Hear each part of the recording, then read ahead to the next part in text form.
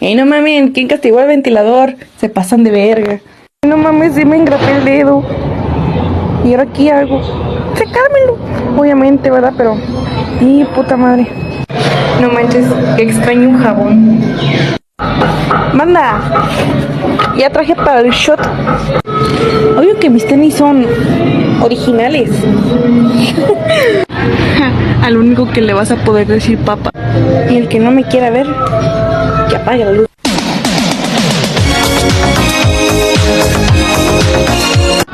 Esa gallina está medio rara, pero estoy segura que tiene más huevos que tú.